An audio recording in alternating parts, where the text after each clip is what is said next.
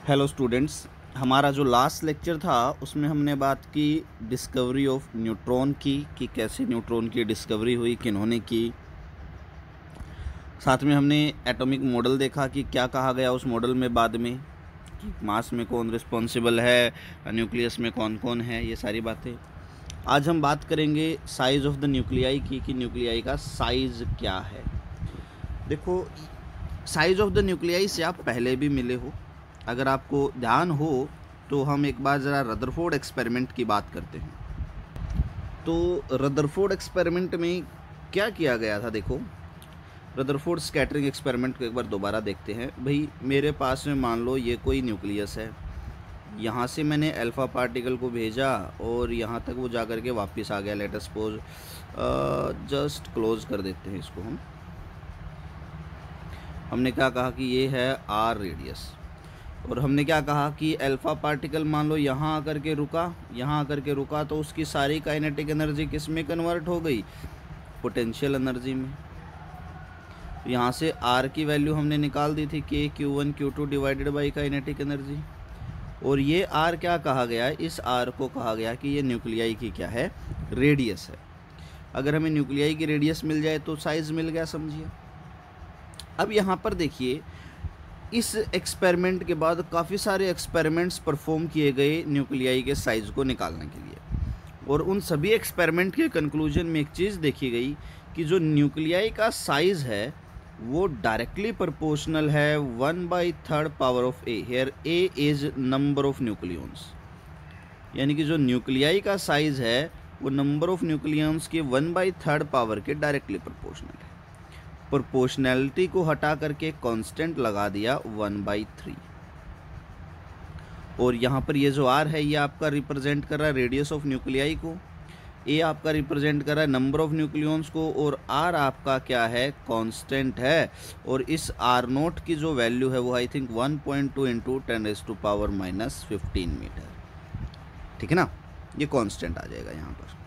तो ये जो फॉर्मूला है आगे कंसिडर किया गया साइज ऑफ न्यूक्लियाई को निकालने के लिए, ठीक है ना।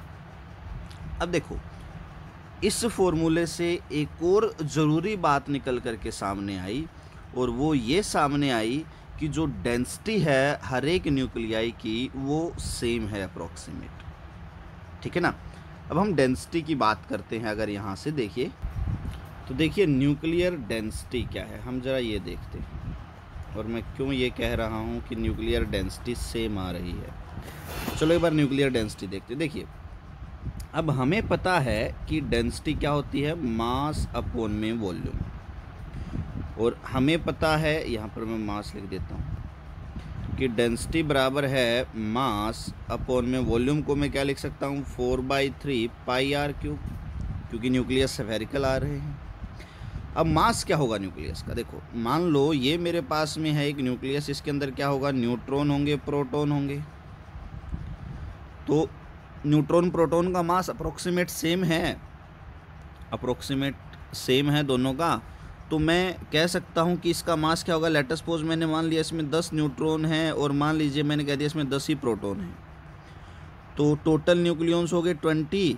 एक प्रोटॉन का जो भी मास है उससे मल्टीप्लाई अगर मैं कर दूं तो ये क्या आ जाएगा? टोटल मास आ जाएगा मेरा। तो मैं यहाँ पर लिख सकता हूँ डेंसिटी बराबर है टोटल मास को मैं क्या लिख सकता हूँ? Number of nucleons multiplied by mass of one nucleon divided by, ये क्या आ जाएगा? 4/3 πr3। अब मुझे अगर ये r मिल जाए तो मेरा काम चल जाए। अब ये r देख लेते हैं, देखिए क्या होगा। r है मेरे पास में क्या?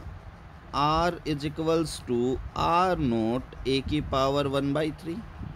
चलो मैं यहाँ रख देता हूँ density is equals to a into में m divided by 4/3 pi r0 a⁻⁴ और होल का क्यूब। यहाँ से डेंसिटी की वैल्यू क्या आ जाएगी? a इंटू में m divided by 4/3 pi r0⁻³ into में a आ जाएगा। a से मेरा a क्या हो जाएगा? Cancel out.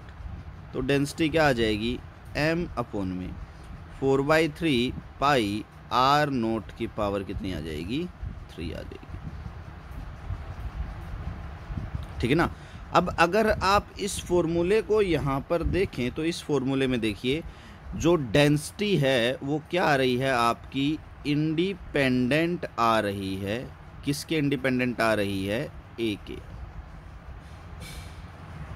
इसका मतलब है कि जो डेंसिटी है वो आपकी नंबर ऑफ न्यूक्लियॉन्स पे डिपेंड ही नहीं करती। तो चाहे कोई भी न्यूक्लियाई क्यों ना हो, उन सबकी डेंसिटी क्या है, अप्रोक्सीमेट सेम आती है। ठीक है ना। तो न्यूक्लियस की जो डेंसिटी है वो सेम होती है। ध्यान रखना, मैं न्यूक्लियाई डेंसिटी की बात कर रहा हूँ, एटॉमिक या मटेरियल की डेंसिटी की बात नहीं कर रहा हूँ। ठीक है ना। तो न्यूक्लियस की डेंसिटी क्या है, अप्रोक्सीमेट सेम है।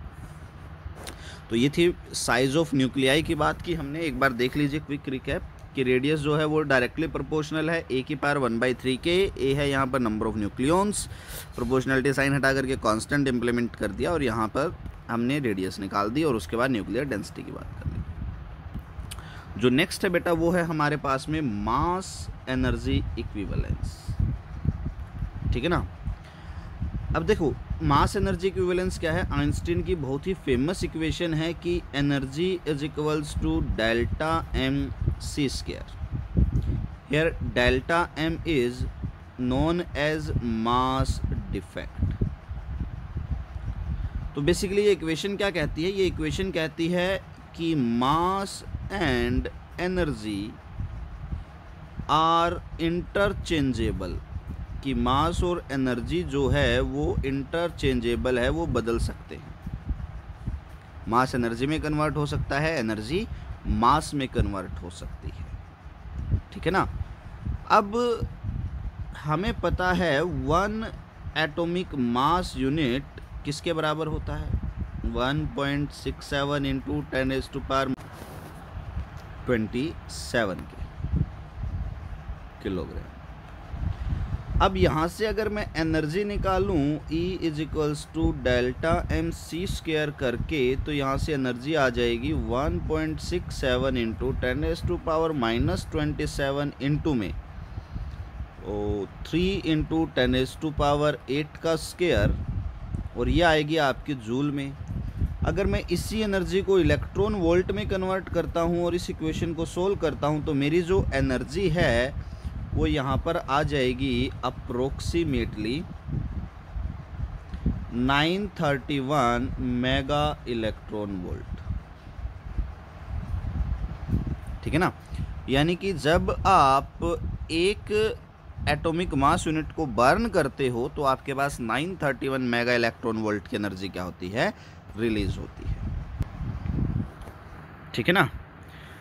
अब चलिए ज़रा देखते हैं। देखो ये जो रिलेशन है ये बड़ा ध्यान रखना है कि 1 atomic mass unit energy convert होने के बाद में आती है 931 मेगा इलेक्ट्रॉन वोल्ट के करीब। वैसे 931.5 होती है, पर अप्रोक्सीमेट हम 931 मेगा इलेक्ट्रॉन वोल्ट लेते हैं। अब देखिए नेक्स्ट हम बात करेंगे अपनी, नेक्स्ट है न्यूक्लियर बाइंडिंग एनर्जी की। ये बड़ा ज़रूरी टॉपिक है, इसको हम डिटेल में देखेंगे। आज तो जस्ट इसका इंट्रोडक्शन लेंगे, अदरवाइज़ वीडियो लंबा खिंच जाएगा हमारा। अब देखिए एक छोटी सी मैं आपसे बात पूछता हूँ। देखो न्यूक्लियाई का साइज़ क्या होता है, न्यूक्लियाई का साइज़ अप्रोक्सीमेट होता है 10⁻⁻15 मीटर, बहुत छोटा। और इस 10⁻⁻15 मीटर के अंदर काफ़ी सारे न्यूक्लियॉन्स प्रेजेंट होते हैं। लेट अस सपोज कोई हमने एटम ले लिया जिसका एटॉमिक नंबर है 30, तो इसके अंदर कितने हैं, 30 न्यूक्लियॉन्स हमारे यहाँ प्रेजेंट है। मेनली अगर मैं बात करूँ तो 30 न्यूक्लियॉन्स नहीं है, इसके अंदर 30 प्रोटॉन्स प्रेजेंट। तो यहाँ पर 30 प्रोटॉन्स हैं और बहुत ही स्मॉल डिस्टेंस में हैं। और हमें पता है कि जो सेम चार्ज है, सेम चार्ज क्या करता है, रिपेल करता है। और हमें पता है कूलम फोर्स से कि force inversely proportional R square है, यानी कि डिस्टेंस जितना घटेगी फोर्स उतना ही बढ़ेगा। अब 10⁻⁻15 मीटर तो बहुत स्मॉल डिस्टेंस है। अगर मान लो मैं यहाँ पर इस रेडियस के बिल्कुल कॉर्नर पर भी 2 प्रोटॉन्स को मानता हूँ, तो ये दोनों भी बहुत स्ट्रॉन्ग फोर्स से एक दूसरे को रिपेल कर रहे हैं।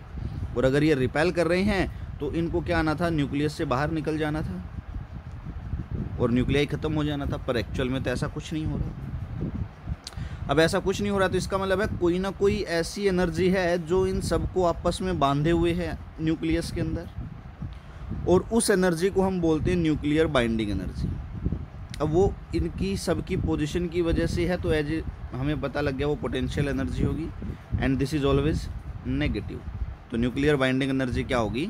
नेगेटिव होगी, सेम चार्जेस के केस, ठीक है ना। अब अगर मैं बाइंडिंग एनर्जी की बात करूं, तो बाइंडिंग एनर्जी की डेफिनेशन यहाँ से क्या बन जाएगी? वो मैक्सिमम एनर्जी जो हम क्या करते हैं, सप्लाई करते हैं टू द न्यूक्लियाई या न्यूक्लियस, सो दैट, ताकि nucleons get out from the nuclei, ताकि न्यूक्लियॉन्स जो है न्यूक्लियाई से कहाँ आ जाएं, बाहर आ जाएं, बाहर निकल करके आ जाएं। उस एनर्जी को हम क्या कह देंगे? Nuclear binding energy. देखो अगला क्वेश्चन अराइज होता है, हमें पता लग गया कि भाई एक न्यूक्लियाई है, इसके अंदर बहुत सारे न्यूक्लियॉन्स हैं, उन न्यूक्लियॉन्स को आपस में बाइंडिंग एनर्जी ने बाइंड कर रखा है, पर ये बाइंडिंग एनर्जी कहाँ से आती है इनको बाइंड करने के लिए, ठीक है ना। तो इसकी हम बात करेंगे हमारे नेक्स्ट लेक्चर में। आज के लिए सिर्फ इतना ही। Thank you, have a great day ahead.